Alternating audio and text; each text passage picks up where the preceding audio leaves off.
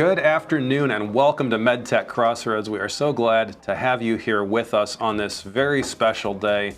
Today, episode 115, Friday, July 29th. And if you don't remember what Friday, July 29th means, it means we are back to our special series, a series of 4 shows in partnership with the Michigan Economic Development Corporation, put together by none other than the inimitable Denise Graves.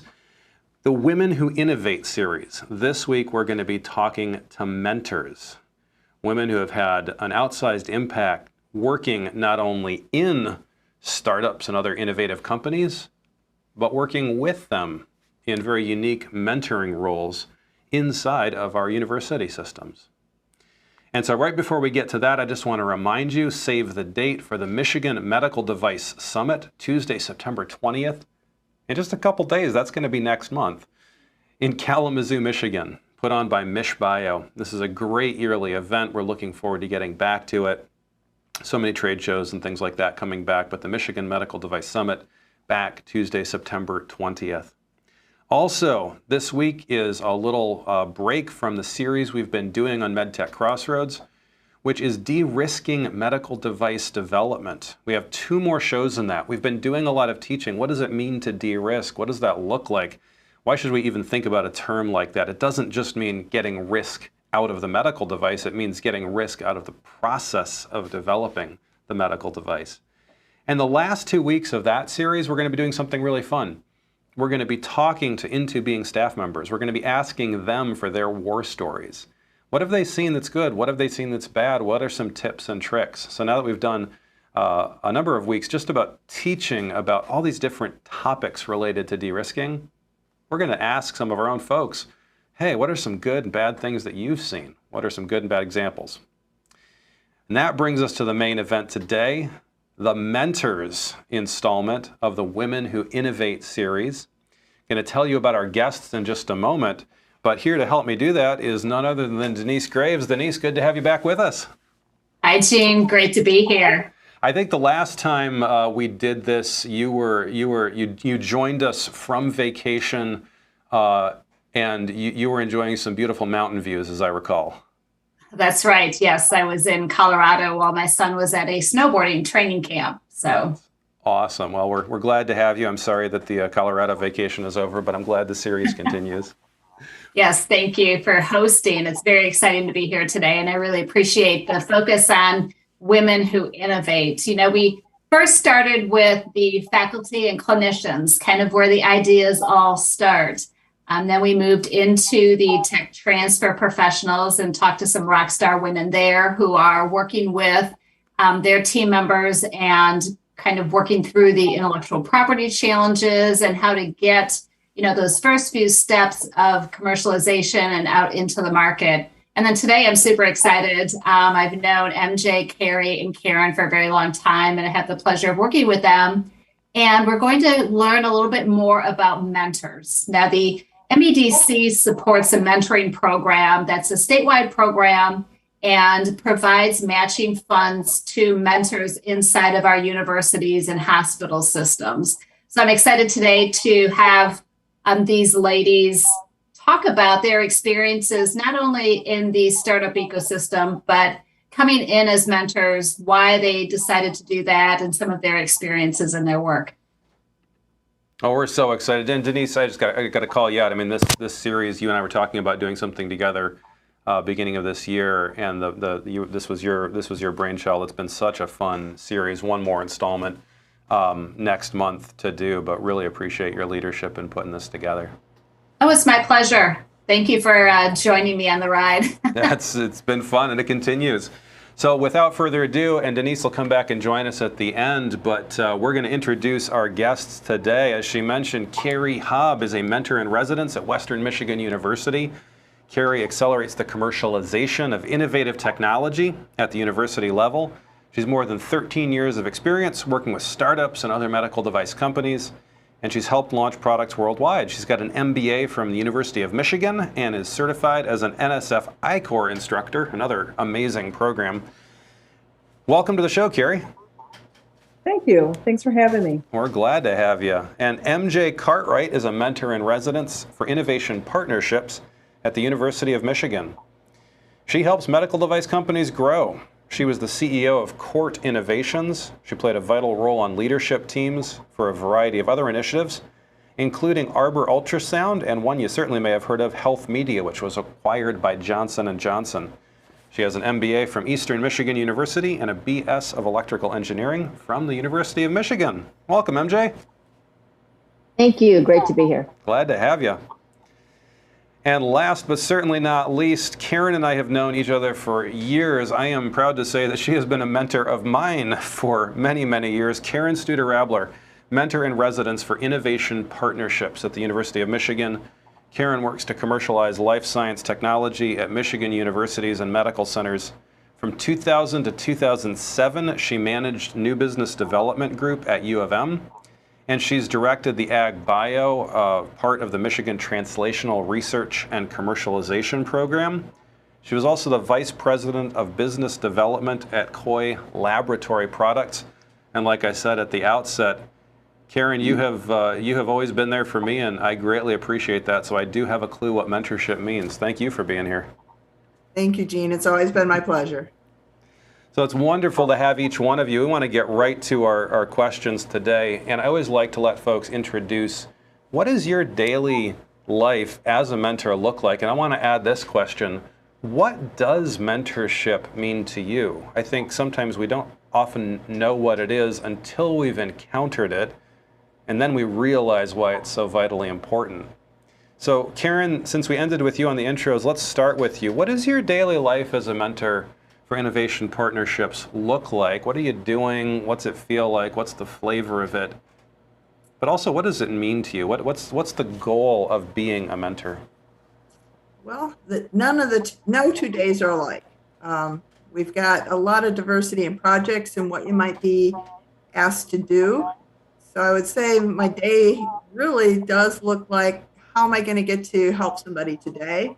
And that's what the mentorship is all about to me. It's giving back. I've had a very rich career and had a lot of opportunities, and I learned through that I really had a passion for wanting to see innovations used. And so doing anything that I can do to help that happen. By used, I mean benefit society and people, and not in a Pollyanna way. In the life sciences, we get to see real life events where people are cured or enabled to do things they couldn't do before. So to me, it's about just that, helping and giving back.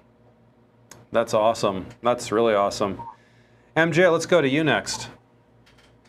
Yeah, as Karen said, the days vary, and you do a lot of context switching. If you can think of working on a device, working on some of these innovators that are working with AI, working with various types of software, and then they're at all different stages, right? Those that are at that early translational stage, and those that are building their team and they have received their funding and they're starting to scale. So it is making sure you're in that right frame of mind for each of those different groups that you're working with.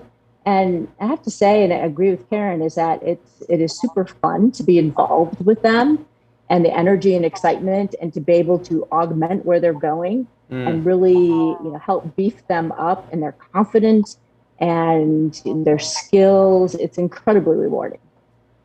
That's very cool. Kari, what's your thoughts on this day-to-day life as a mentor, and what does it mean to you?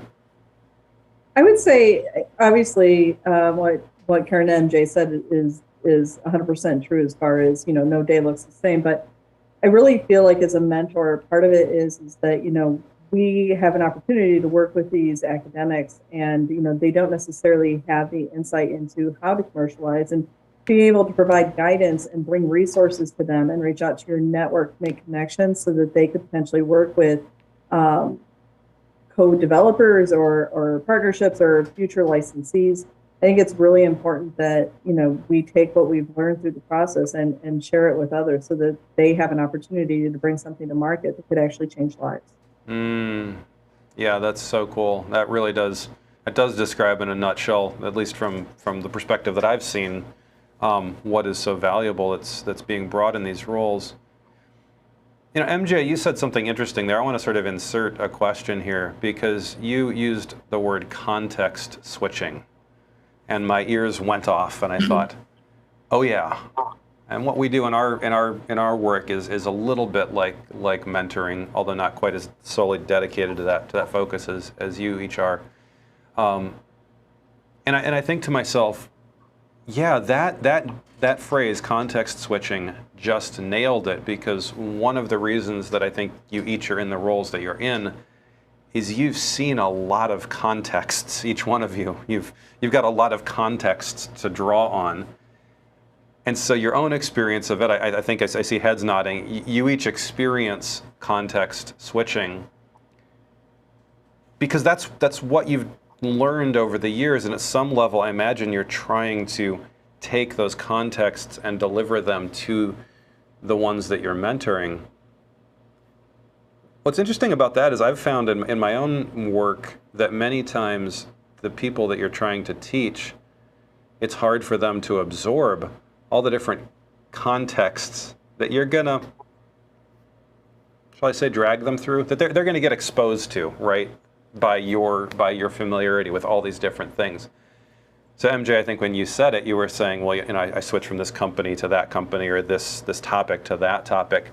But it did pique my interest how each of you might respond to this question of, I believe each one of you is good at context switching because of your experiences. How do you teach all the different contexts as a mentor? Has that been a challenge with folks that you're mentoring to get them to realize the variety of things that they're going to have to tackle as an entrepreneur? And what have you done about that? I'm springing this question on you guys. Yeah. Maybe I'll Go start. ahead, Karen. Okay. And you're absolutely right in all that you said, Jean. And what I try and do, if I see they being person or persons that I'm working with are struggling with it, I'll try and think of something that relates to them that will allow them to then start to internalize it themselves. Or another thing I've done is just ask them a basic question that it's something that can be very obvious to somebody who's been in business, but not to somebody else, and have them start to think about it. And usually that's when you start to get the aha moment. So I guess to distill it down, I try and get it to something that's personal to them so they start to internalize it. It takes a lot of thought sometimes to come up with what that would be, but that's what I've done. I like that answer. Kari, MJ, your thoughts? So similar to what Karen does, slightly different. I typically challenge them to sit in the other person's seat. Is that so? In multiple situations, like people are very excited about their technology, as they should be. But my mantra typically is like, stop telling them what you want to tell them and tell them what they want to hear. And if you were going to give somebody money, what would you want to know that they're going to be successful, they're going to be able to move to the next step? And so that's typically how I challenge them is just step into somebody else's shoes and take it from their perspective. That's interesting because what you're challenging them is to the context, not between disciplines like, oh, now I'm going to think about technology and now I'm going to think about regulatory, but you're challenging them to more permanently switch their own context into the context of the stakeholder. Mm-hmm. Love it. MJ. Yeah. That's both of you guys have really nailed good approaches. The other approach, and I'm sure Kari and Karen do this as well, is through application, right? Because when we're able to apply something, we basically can move forward. And so having them do the exercise themselves with you and taking them through it. So if they don't understand finance, for example, right? And you don't want to get into the deep bowels of finance and scare them to death, right? But you do want high level enough for them to start to comprehend, the implications of bringing in dollars, the right amount of dollars, as they bring in their revenue or bringing their revenue later, and how that looks and how they keep a positive bank account, for example. And so you're taking them through and applying those exercises themselves with your guidance. And then at the same time, you're giving them the confidence to understand it. And I think it goes along similar to what Karen and Kari were saying. And I hear an echo in what you said there, MJ, also of this idea of sort of showing them the consequence. Like, okay, we're going to have to maintain a positive balance. There's a lot of ways we could approach this, but there is a goal in mind there, and you're bringing that consequence to bear. Mm-hmm. Great. Well, love it. Well, our focus here today is Women Who Innovate, and one of the goals is that with each one of you, you're in your career, you've been very successful in your careers. People look to you as examples. So not to put you on the spot, but I often like to phrase this in terms of if there is a young woman coming along and she's looking at each one of you and she goes, "Oh wow, that's possible. I could see myself there." Each one of us is often tempted to ask, "Well, what's the formula? You know, how do I do that? Where do I go to school for that?" And of course, the answer is you're each a self-made person. You've gotten to where you've gotten through any number of different things that you've done, challenges that you've risen to. I want you each to tell us about your path to where you are today. You each sit in similar types of seats doing similar types of things, but I'm sure your paths are as different as each one of you. And maybe we'll start with MJ and then work our way back to Kari and then to Karen. What has your path been? And maybe you can highlight some of the opportunities and challenges that you've encountered along the way so that we can see what your unique path has been. Sure. I had a long past, so I'll try to abbreviate this long past that I have. But, it started off with, engineering school and being one of the few women who was part of at that point in time, the electrical engineering program, and also working my way through at the same time at the Michigan Automotive Research Corporation doing dynamometer testing and such. So, one is really applying and the learning aspect with fewer women involved and really finding a place and being comfortable in that space. And that is, one of those things that you learn going through that. At that point in time, a lot of different offers come into the engineering school, and I took the route of startups right out of the gate.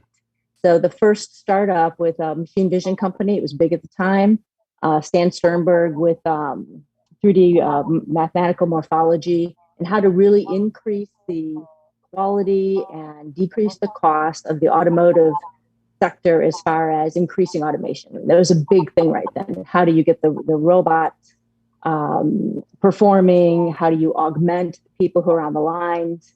And really applying some really neat technologies right out of the gate. And, starting with a technology at the U. And then working on some of the simulations. This is where I took a turn in focusing on international design tools to help with automation. So that's making sure you look broadly enough for the tools you need to do your job. And so you can see some of the limits that we had, at least in some of the automotive manufacturing at the time. How do you actually bring in more tools that can augment the cool university technologies that are going on? And so really moved with that. And I don't know if Denise even knows this about me, but I was in the group that started the Midwest Manufacturing Technology Center way back in the Industrial Technology Center at the University of Michigan. And so we were geared up to set up programs to go and help the small and medium-sized manufacturers, mostly throughout Michigan. It was Midwest focused, but it was mostly Michigan. And it was, once again, focusing on how do you improve technology, how do you improve the use of it, how do you get the cost down and get the quality up. That was huge back then. And, some of that still exists today in a different type of technology, but some of those goals still work. And then I did my first spin out with CNC Corporation, focusing on training and education.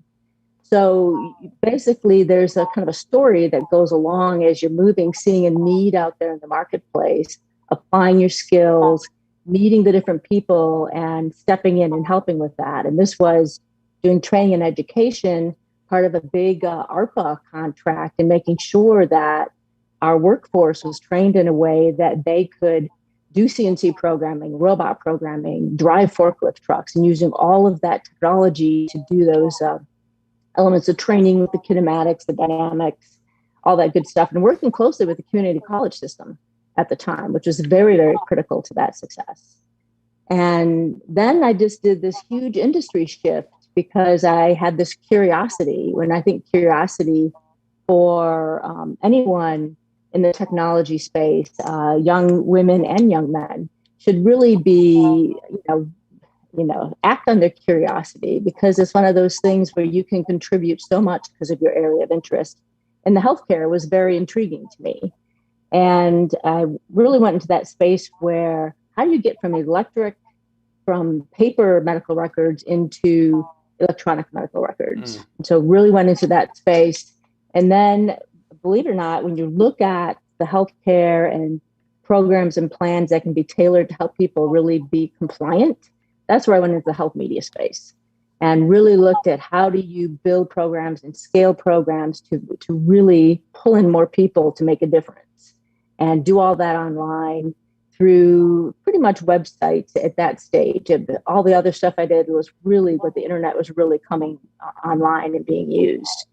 And, once again, when you go into a new industry, you can keep an open mind of what you can accomplish. You don't really see as many limits as you go into a new industry because you're pulling stuff forward from other industries. And then worked with some of the other startups after we did the sale and the transition to Johnson & Johnson, and really had fun with several other startups. And then I was pulled in through the technology transfer department into running the Court Innovations, which is all about increasing access to justice. Completely different industry, but pulling in a lot of similar technologies, dealing with similar issues. How do you take these really risk-averse lawyers and judges and get them to adopt and accept changing in technologies? So, some of those themes, doesn't matter which industry you're in. And when we ended up selling that company to private equity and actually doing the final recapitalization last year, is when I stepped back and decided it was a great time to come on board with the mentoring program, realizing that part of what we do is always mentoring, each and every one of us. At the same time, really focusing on mentoring and being able to reach more people, more companies, and more innovators. And at the same time, it's been kind of cool. So hopefully that was a abbreviated enough version. That was, number one, I wish that I have that much to tell in a story and that I could do it so succinctly and impactfully. So no, that was wonderful. Love it, MJ. And I love what you said there at the end about, sometimes you can make a big impact in a different industry just because you're bringing these ways of thinking. Client came to us recently and basically is saying, hey, there's this industry that's been so siloed that one can't talk to the other. They just keep doing things the same way over and over and over again for, since the 70s or whatever. And to just have a messenger walk between silos is sometimes the most powerful thing in the world. So very, very cool. Thank you for that. Kari, let's go to you. Mine isn't quite as interesting as MJ, so mine will be. We can all get a briefer. T-shirt that says "I want to be MJ." I'll wear one too. I know.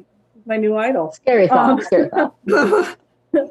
So, mine actually. I started. I worked while I went to school full time. So I went to school full time, worked full time, and I worked for a small mid-sized company. The department that I actually worked with, they were formulating new chemicals all the time. So I was always, working with the chemists and things like that to work through meeting the customer needs and making sure that the products that they needed were available, and that they met different regulations and guidelines and things like that, especially for the great state of California, because they have unique restrictions. And kind of my path is more along epiphanies, where I had an epiphany where I didn't want to work for a company that constantly put chemicals into the world in a way that wasn't actually benefiting. So I was fortunate enough to find a medical device company, the startup Acri Cytometers, and I transitioned into them into operations. and I worked with them for, gosh, a little less than a year. So they had just kind of started really selling their instruments. And Beck and Dickinson came in and bought them. And BD was great. They left us where we were for about 4 years. And I learned a lot of trying to do the integration between small company and large company, and kind of what large companies' expectations are for smaller companies. Really used that opportunity to just kind of absorb everything that I could. They actually asked me to stay on. So I worked for BD directly, remotely from Michigan from my house for about 2 years. And I launched multiple products in the US and then one globally, which I would never had an opportunity if I had stayed with startups. But in that process, I was able to absorb and learn a significant amount as far as, what medical device really needs to do to be able to get out into the market successfully.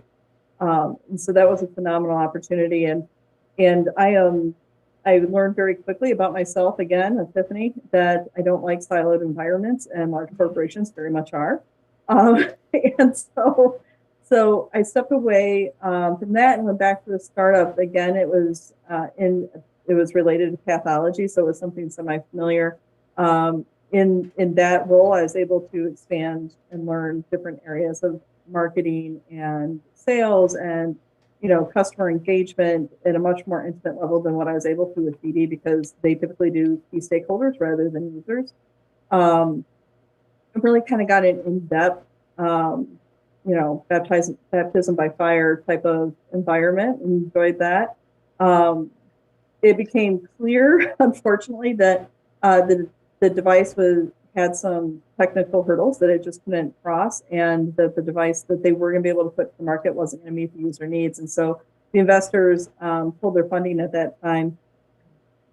While I was there, though, I was able to actually start to advise other startup organizations, just, basic, these are the basic things you have to put into place to be able to do your medical device. These are the places you can go for funding, because I worked very closely in Aquara with all of those activities. And once they closed their doors, Western Michigan, actually, they had a opportunity open for mentor in residence. And because I enjoyed the advising so much, I was like, yeah, let's do this, because they actually had a technology that was related to the medical field. But shortly after I started that project, for reasons beyond control, was killed. So now I work on everything but medical device, which has been a really thrilling and kind of enjoyable experience, because it gets me well outside my comfort zone. So that's kind of my short, windy road of how I got to where I am. That's awesome. I really like that the time that you described at BD. You said you eventually discovered that you don't like the siloed environment of a big company. I think there's a lot of people who say, "Oh, well, that was a career dead end." But no, I mean, what was going through my head when you said it was, "Wow, I know who I need to call now when I want to know how do we structure a startup to be interesting to a company like, let's say, and there you go," which I think is just so powerful. I often. And I sense I'm in a room full of people who feel the same way. I like the word empathy a lot, and I don't really mean emotional empathy in this case, but rather empathy for some other discipline, some other group, some other situation that really isn't even the one that I want to be in, but it's one that now, that because I've spent time there, I can communicate about it. And that's what I really sensed out of your story there, Kari, that you have a lot of power of understanding how to help a startup structure itself based on that time you spent. Very cool. Karen, we come to you. Yeah, and it's another, really eclectic background, nonlinear, pretty diverse, small, large companies and different industries. Started out as a microbiology major from Michigan State, actually, that ended up in the semiconductor research side of things, because they wanted somebody who had experience in clean rooms. And at that point, there wasn't any degrees in that. So I was recruited to go into the engineering side of things. And while I was there, I really learned that I wanted to see what I was making used. We were making the smallest this, fastest that, and I wanted to see it used. And so that's what really led me to get the business bug. And I went to a small company that I could marry, at that point, some of my engineering background with the biology. And at a small company, as typical, I was customer service. I helped do some of the marketing. I taught the sales folks. Yeah, it was really an opportunity to see how a company works because we were small enough, I think about 15 people at that point. You were wearing lots of hats. And then from there, I went into kind of the exact opposite, a very large multinational company as a remote employee. But what that gave me was the opportunity to understand how to integrate into that environment, even remotely. People were always amazed, well, how did you know to do that? Or where'd you figure that out? You've never been to the main facility. And when I said, well, I knew these functions had to exist. I was in a small company before. So it really helped me with that transition and to function well in it. And then from there, I went on to U of M Tech Transfer. And really, that was where the seeds were sown for what's become kind of the passion for most of the rest of my career. Helped, as you had mentioned in my bio, really start what became the Venture Center. We didn't, well, for a while it was me, and we didn't have many people. And so it was really a time of forming the philosophy as well as helping to really move a lot of the companies out. As you know firsthand, that was where we first met. And after that experience, really got back into the business world again. I wanted to be able to see what more I could do in the business world one more time, and was a VP of business development at a life science tools company, and that allowed me to be a licensee. So I got to see it from the other side of the table, and also had brought in some products that were international to complement those that the smaller company had to help with their internal projects. And when it got to a point where nothing's ever wrote in a small company, but where we really had a lot of things moving, my internal bug that I developed for tech transfer and getting technologies out and moved kept biting at me. And I knew pretty much at that point the rest of my career was going to be in something related to it. And that was where I joined the SBDC tech team, and then did the ag bio MTrack, and now landed in the MIR role. That's amazing. I love the anecdote, which in some ways it's almost the inverse of what Kari was talking about. You had been in a startup, and so then when you found yourself in a big company, you weren't siloed. You hadn't been siloed yet in your life, right? And it's like, well, I know those functions have to be there, so I'm gonna go looking for them. And everyone's like, whoa, how did you know that? It's like, because I know what needs to be inside of a company because I worked in a small one. I love that. That's so profound. Wow, that's exciting. Well, thank you, each of you, for sharing those stories. And as we've certainly found, every time we've interviewed somebody who is successful in their careers, you each are. The pathways are just so fascinating and so varied, and so much of the power comes from those experiences and being open to those new experiences that you've each embraced along the way. Well, I want to take you here now for a second. So you've gotten to see a lot in a lot of different contexts, small and large, each one of you. I think each one of us in our jobs, we work on problems to solve. We also sometimes wish that problems would be solved, and it's not our domain to solve it, it's somebody else's. So I want to double up on this question. What are the cool things that you're working on, be they problems or opportunities, if you will? Like what's got your attention and do you think is really cool today? Maybe also, what are things that you wish, speaking of related things, right, related industries in this case, you wish they might solve? Like, how could your life be made better by those in the ecosphere around you? So starting with the first one, though, what are the cool things that you're working on? What's got your attention? What's got you excited? What cool problems are you getting to solve or help people solve? And let's go, we'll really mix it up this time because I've been going back and forth across. So now just to mix it up, we're going to go with Kari. Yeah, excellent. So I actually, as mentioned, I work outside my comfort zone right now in industries or with technology and industries that I don't have previous experience. So it's a learning experience for me as well. But when business, and you know how to find connections. But I guess there's a couple of technologies that Western Michigan's working on right now that I'm pretty excited about. One is in regards to autonomous driving. I have one professor who right now is looking at a technology that can expand current safety features in the driver assist systems, so your ADAS systems that notify you when you're out of your lane. And his vision for where he wants to take that technology for autonomous driving is actually very inspiring and significant. I'm excited to see what he has to do with it.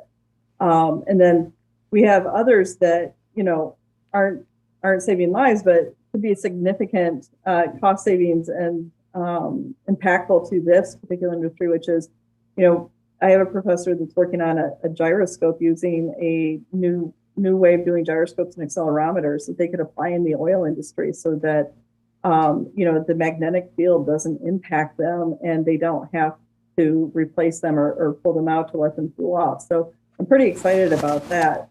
But looking at technology that I've been advising or contracting with within the community, the medical device community, I would say some of the most exciting things that I've seen are things around hospital-acquired infections and what is being done to address and mitigate that because of the antibiotic-resistant bugs that we have coming up, and the fact that it's costing millions of dollars and it's killing millions of people worldwide. And so I think that with as much focus as has been on that, I think I'm really excited to see where that goes, because I think that the positive from that is going to be so impactful. I think I remember, correct me if I'm wrong, Kari, I think I remember seeing something in the news sort of as COVID has drug on, that the hospital-acquired infections and antibiotic resistances has not gotten better over the course of the last couple of years. It's actually gotten worse. Actually, last couple of decades. UV light was one of the last major introductions of technology, and then there's a new technology coming out around hydroperoxide mist, basically, and how that's supposed to help. But yeah, there's not been much movement in this area, and it seems like there's been a lot of focus in the last 5 to 6 years. Wow, very cool, very cool. Karen, let's go to you next. Yeah, I'm working on a lot of different things here, everything from cancer therapies to somebody that has found a way to take people that are wearing cochlear implants and also glasses and make their life easier, because those both reside over the ear. They have a lot of difficulties with that. And I know that's one actually you helped with, Jean. And then one that actually fits a bit with what Kari was saying. It's a group that has found a way to purify air, and you can think of this as inactivating viruses, not using filtration or UV light. They're using non-thermal plasmas. And initially this had started as an agricultural project, for the swine industry. And with COVID, this particular researcher was actually doing the testing for Michigan Medicine's masks as they were coming in, because all the students and everybody was gone. They called he and a couple faculty members, and they were testing and finding some that were the fraudulent masks coming in. And that got him thinking about other ways to use his technology. And he's working now on a visor, if you would, that has airflow down in front of your face, this purified air, so that you can move around, have your face be seen. So it's essentially maskless, but you're still having the purified air. And so that's been an exciting one to work on. And it ties with a lot of my background in the filtration industry and the engineering industry as well. But I'd say probably the biggest challenge they've had is finding talent. Non-thermal plasmas are not real common, so finding some engineering talent to work with them. And also kind of a theme through most of the projects that go out to startups from the university is finding the business talent to complement the science talent. The science talent is in the university for a reason, and they're going to be staying there for their careers, and you want them to, because they're going to continue to develop. So finding the talent to go with them and helping them understand how to gel together, that's probably one of the biggest challenges. And I think we're getting better about that as a community, but I think we still have a ways to go. Yeah, that's a great point. It's often just finding those teams and how to get them together and how to get everyone working and what stage are you at, and okay, can I bring people, like, oh wait, I haven't found the person, but can I bring them on right now in that way? There's so many questions there. No, I totally agree with you, Karen. That's totally agree with that. Yeah. Well, thank you each for those thoughts. Let me ask you this now. What would you say, this is your chance to talk directly to any person in general and specifically any young woman who might someday be interested in following in each of your shoes. Says, wow, that really sounds cool. I would like to have a career like that. I would like to be in a position like that. I would like to share all these these contexts, as MJ so nicely put it, with others to help them boost their businesses, having had such experiences myself. So other than get a lot of experiences, because each one of you has had a lot of experiences, what would you say to that person, especially young woman who might be interested in following in your shoes? Let's go Karen, and then Kari, and then MJ. I think the first thing I would say is don't be afraid to try new areas. I didn't know what tech transfer was or that it even existed until an acquaintance of mine got involved with it. And I went for an informational interview, and next thing I knew, I was at a formal interview and having a job offer within a month. And that's led me to a very rich career and something that's become my passion.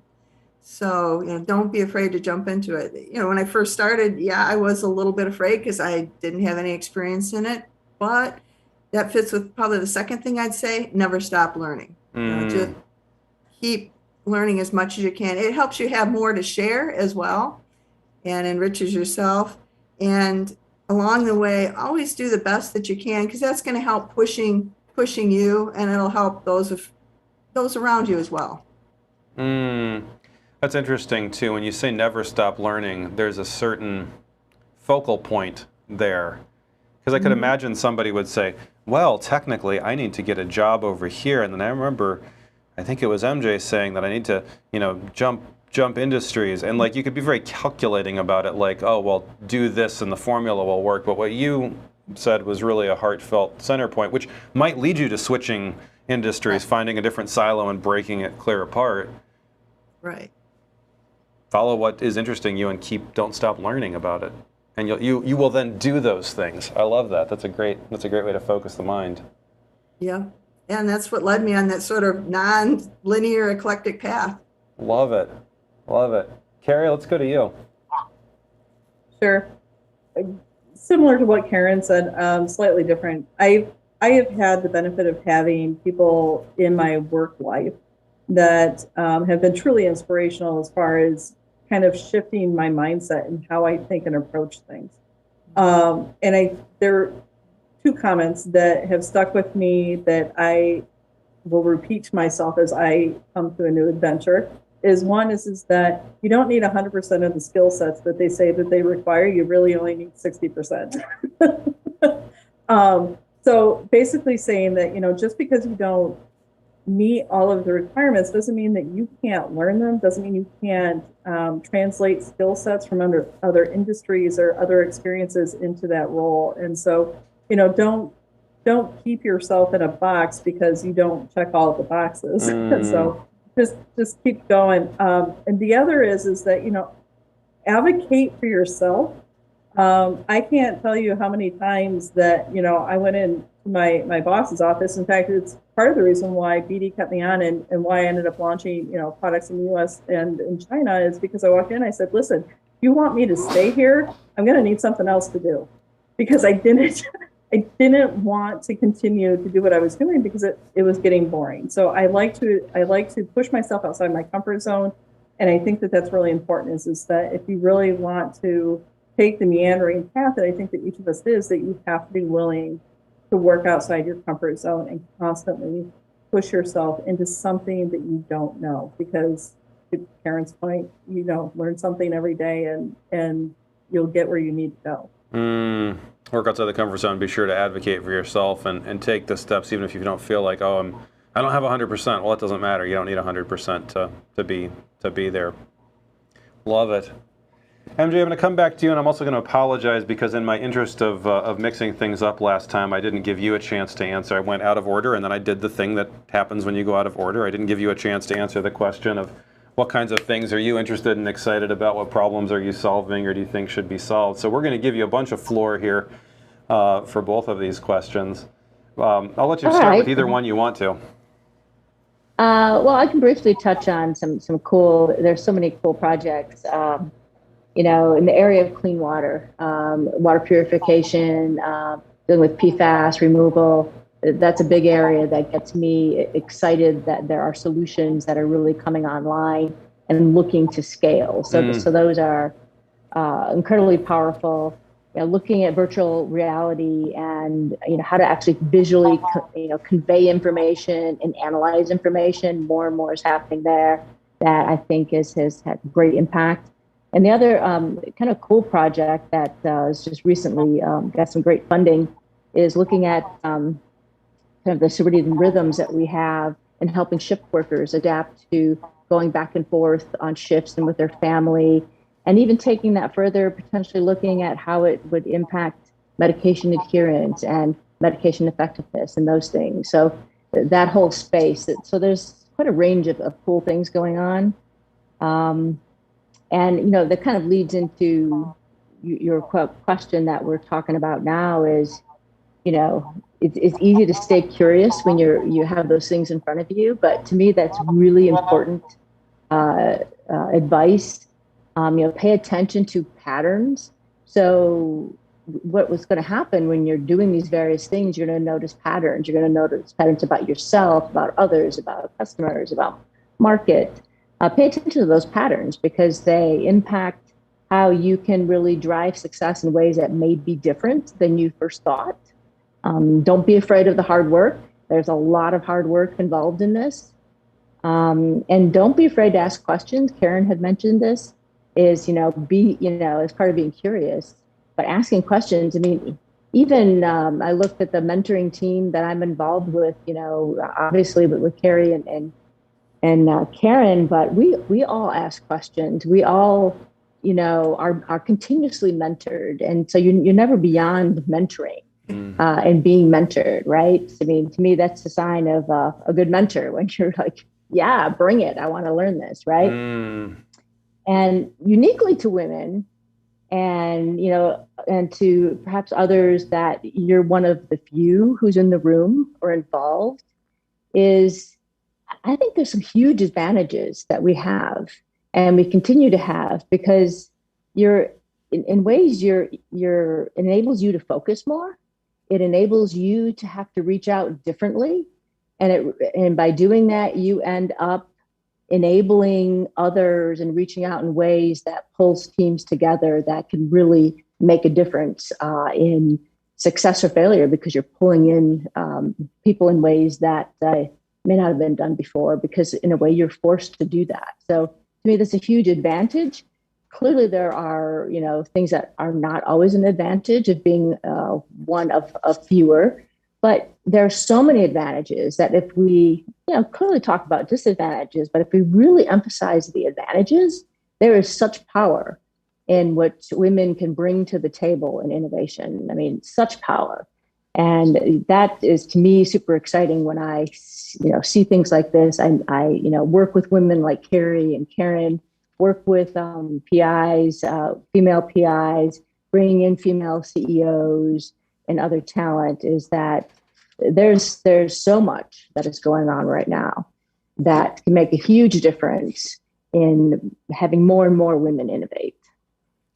MJ, I want to give you just another 30 seconds on that one as well, because the question that we were going to end with today and give everyone just a quick chance to talk about was, what, if any, are the advantages or disadvantages of being a woman in today's business environment? You started to touch on that uncannily well there. Anything more you want to say there in terms of, what are those specific advantages or disadvantages? You were saying there's a lot of advantage there. Yeah, I mean, sometimes you don't see someone like you, who is performing the role that you may want, and oftentimes that can be a disadvantage, right? And having strong networks to help you when you're one of a few, it's really good to go and seek that out. Once again, reaching out. But like I said, I think the advantages are amazing out there, because women typically, not always, will look to network and pull things together and pieces together and reach out in ways that men do as well. But we do look at it a little bit differently when we're pulling parties together and building a team and solving a problem. And if we can keep that at the forefront and others can actually appreciate it and understand the value in it, and we keep promoting that, I think that's incredibly powerful. Hopefully that expanded a little bit more. Yeah, thank you so much. That's great. And hopefully what we're doing here today, like you said, you don't always see somebody like you. Hopefully what we're doing here yet again today, 4 more examples, including Denise, of women to admire and emulate, and to see oneself in for the young woman who may be watching. Kari, we'll give you about a minute here. I'd like your thoughts on the potential or the problems of being a woman in today's business world. Yeah, I mean, just to build off of what MJ said is that, it's scientifically proven that you typically hire people who look like you, right? And what I've really enjoyed about our society, especially recently, is that there's been intentful diversification. And, advocating for women is obviously important to me, but advocating for, everybody that is struggling to break through that ceiling is important. And I think that, there's a historic perception that is starting to be broken, that, women aren't as successful as CEOs, that they can't raise the money, that they can't do this. And more and more women are becoming, breaking through the tech sector and becoming CEOs and really nailing it. And, there's more studies that show that the more women that you have in leadership is obviously improving businesses. And so I think the intentful movement, especially in the startup world with the financing opportunities and the mentorships and the different, smart zones that we have access to, all of that is really starting to provide a leg up to allow women to really thrive in innovation, not just tech, but service and really any type of entrepreneurial position. That's great. Thank you for that. Karen, last word. I would agree with all that's been said. And I had written down even before you said it, the word empathy. And I think that is, one thing we haven't mentioned, but that encapsulates some of this that might be an advantage for women, because we've talked about listening and we've talked about, some of the things that are just natural tendencies, fitting with empathy and to be able to bring people together and then look at situations. And I would also agree now that you've got a lot of focus on trying to get rid of any differences or difficulties or disadvantages. And I'm really looking forward to the day where we don't have to talk about that. And I think we're getting closer to it. Thank you for those 3 perspectives. I appreciate each one of you and the examples that you are. And I know from firsthand experience how much benefit it is to those who get to work with you. We do have one hand raised here. We're going to give Ken Spencer about 20 seconds here to make a statement or ask a question. Our good friend Ken Spencer, you're live. Yes, thank you. So I was fortunate enough to be at Tech Transfer when we were able to get MJ over to take over at Court Innovations there. And she had just done so much unique things in there. And Gene, I know it's not part of med tech stuff, but you would be fascinated with Court Innovations, I think, out there. But to go along with the women mafia role here, if you know HIPAA, right, the courts have like a crazy amount of protection and guidance there. And MJ exploited her connections with the women's mafia there to break through a barrier that nobody thought they could get through. I don't know if you have time to talk any more about that, but it's just pretty cool. Sounds like an awesome kudos. Yeah. That's awesome. Any last word? You got about 10 seconds there, MJ. You know, the court sector was the most difficult sector to conquer that I have ever experienced. Ken is absolutely right. And you had to pull out everything you could think of to make an impact and still have people comfortable that you were being fair and just with your access to the justice system. Great. Well, thank you for that. We're at the top of our hour here. I want to give Denise a moment here to help me thank everybody and set us up for next month. I want to say thank you to each of you, Karen, Kari, MJ. Thank you so much. I'll leave the last word with Denise. Thank you, Gene. Again, echoing Karen, Kari, and MJ, thank you so much for joining us today and for your partnership. I really enjoyed working with all of you. And I think a huge takeaway is that your life and your path does not always have to be linear. I love the eclectic, shake it up, epiphany through the process, and just going after something that interests you. You know, the curiosity, all of that stuff. I was very attentive and just shaking my head yes the whole time. So it was a fantastic conversation. Thank you all again. And Gene, thank you for hosting as always. Well, thank you, Denise, for your leadership in putting it together. And we'll see you all next week on MedTech Crossroads for more de-risking, and next month for the last installment of Women Who Innovate, talking to CEOs. Thanks for being with us today. We'll see y'all later. Thanks. Bye-bye.